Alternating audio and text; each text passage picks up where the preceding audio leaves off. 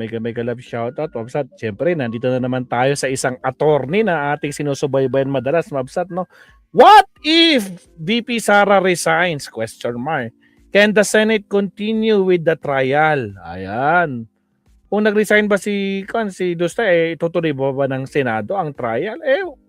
Nako po, alamin na lang natin kay attorney. Kasi sabay-sabay natin mapapanood to. Actually, wala akong idea dito. Mas magandang pakinggan natin si attorney Rene Bueno. Alright, pasok. Sa mga bagong pasok po nga sa again, shoutout sa inyo. Huwag kalimutan mag-like and subscribe. Nako po. Pasok, attorney. Yeah, Anthony Bueno. Low and beyond. Learn the line.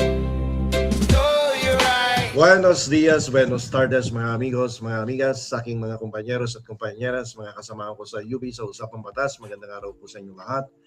Ako po ang inyong lingkod, Attorney Rene Bueno. Ngayon po ay pag-uusapan natin dito yung naging pahayag ng ating mahusay na kongresista mula sa Batangas Province. Walang iba kundi si Luistro. Congresswoman Luistro na siya ngayon ang kasalukuyan chairperson ng Justice Committee sa House of Representatives. So pag-uusapan natin dito yung resignation, yung possible resignation ni Vice President Sara Duterte at ang jurisdictional wall sa impeachment. Although this is hypothetical, pero magiging basihan po natin dito ay mga provision sa ilalim ng ating saligang batas. Ang layunin po natin dito ay ipaliwanag kung bakit ang pagbibitiw, yung possible resignation of Vice President Sara ay dapat magresulta sa agarang pag-dismiss ng impeachment trial base sa mga prinsipyo ng saligang batas. Kasi sabi po ni Congresswoman Luistro, kapag nag-resign si VP Sara, pwede pa rin ipagpatuloy ang pagdinig sa impeachment trial court sa Senado upang makamit yung parusang perpetual disqualification to hold public office. Kasi removal lang yung mawawala, no? Yung matanggal siya sa pagka-vice president. So sabi niya dapat ituloy. Yun yung kanyang legal opinion. Pero ito yung atin, no? With due respect to the good Congresswoman from Batangas. Sa ilalim po ng Article 11, Section 3, Paragraph 7 ng 1987 Constitution, ang hatol sa impeachment ay binubuo ng dalawang parusa. Ang una ay yung pong removal from office and disqualification to hold any office. So, bibigay ko po kung ano yung aking legal na punto dito. Yung salita pong end, no? A-N-D. Sabay. Sa batas, no? Ang end po ay isang conjunctive word. Ibig sabihin, ang dalawang parusang ito ay hindi pwedeng paghiwalayin. Kumbaga, sila po ay inseparable. Sila ay magkadikit o kaya glued together. Kumbaga, kambal sa tukoto. Hindi mo Salamat, Victoria. paghiwalayin itong dalawang kaparusahan na to sa ilalim ng ating saligang batas. Okay? They should be tried as one. Okay? So, dahil sila ay conjunctive, dapat silang litisin at igawad ng magkasama sa iisang trial. So, hindi pwedeng magkaroon ng trial para lamang sa disqualification kung ang usapin ng removal ay wala na sa lamesa. So, mahirap yun. Yan ang hindi naman sinasabi sa ilalim ng ating saligang batas. Alam niyo po, meron tayong tinatawag na doktrina sa ating mga jurisprudence, no? Ang sabi dito sa doktrina na to, the accessory follows the principal. Malawak ang application nito, and then we can also apply this doctrine dito sa impeachment trial in the event the Vice President will tender her resignation. Okay?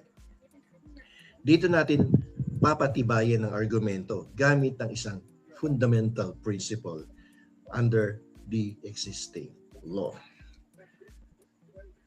Ito ang puno o ang pangunahing layunin ng impeachment. No? Ang pangunahing layunin ay tanggalin sa pwesto ang isang mapanganib na opisyal. Sa kaso ngayon, ito ay tungkol, no, sa impeachment complaint ni Vice President Sara Duterte. So sa impeachment complaint na to, ang pangunahing layunin natin dito, tanggalin si VP Sara sa posisyon bilang isang vice presidente. Yan yung principal penalty. Ngayon, ano yung accessory penalty dito? Yung disqualification to hold any public office.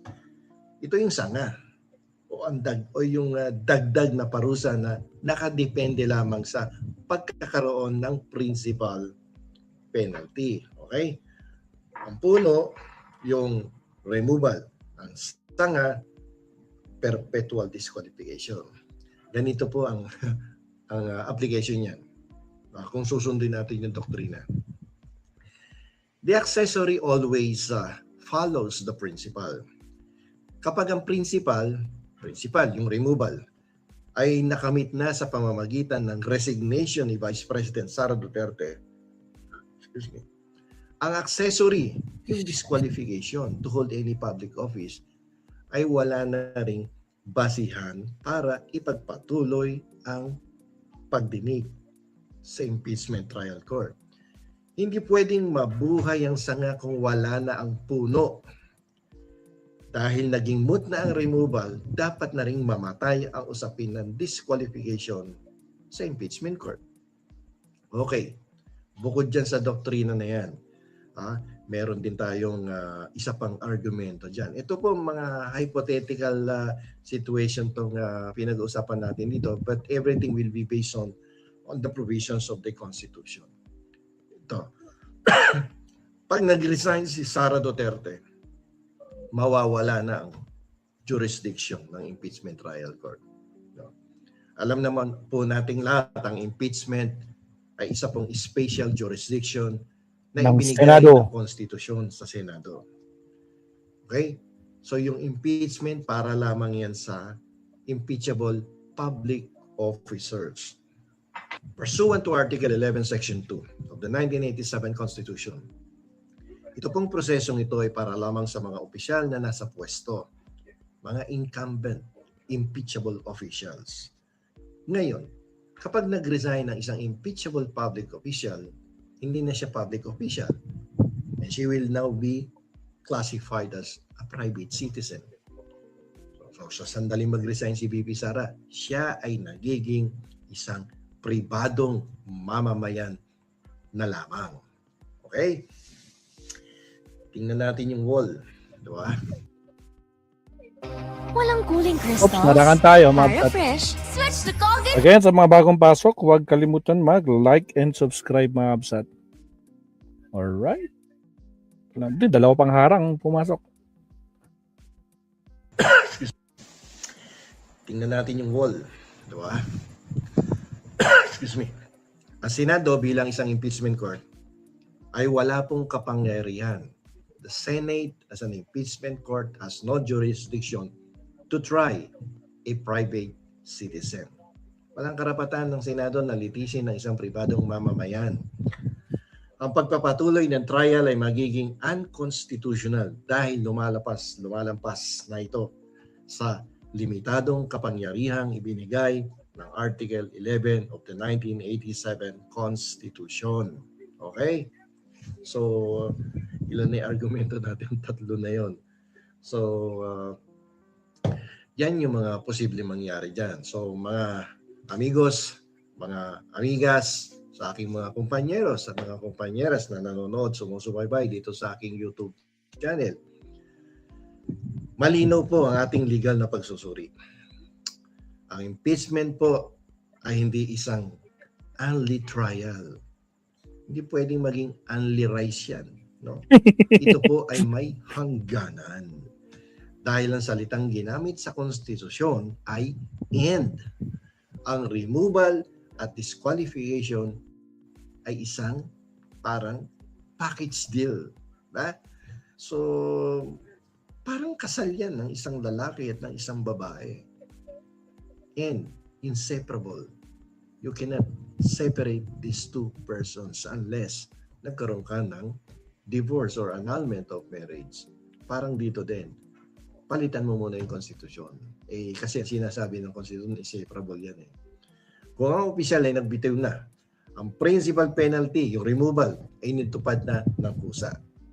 At dahil ang accessory follows the principal, wala ng legal na anchor ang Senado para ituloy ang disqualification. Ngayon, higit sa lahat, ang Senado ay hindi korte para sa mga pribadong mamamayan. Ang pagbibitiw ni VP Sara ay isang legal checkmate na nagtatapos sa jurisdiction ng impeachment court.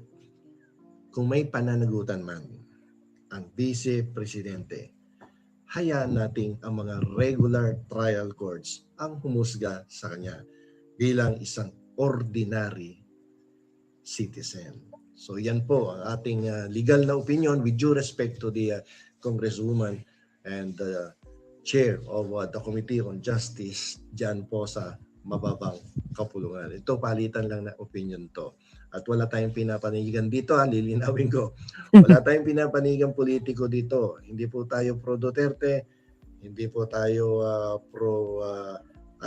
pro BBM, no? At pag pinag-uusapan ng batas, doon po tayo kumakampi sa batas. Bagamat tayo po ay sumusuporta sa mga programang pinatutupad ng Administrasyong Ferdinand Marcos Jr. So hanggang dito na lamang po. Ito pong mali ang inyong lingkod, Attorney Rene Bueno. Yo. O malinaw, Mabsat, no? Nako po. Pag nag-resign na Mabsat, wala na talaga. No? Kuwan na talaga siya. Goodbye. Ito, papalitan na lang yan. Diyos ko Lord, salamat. Attorney Rene Bueno. Ituloy natin kay Attorney Rene Bueno.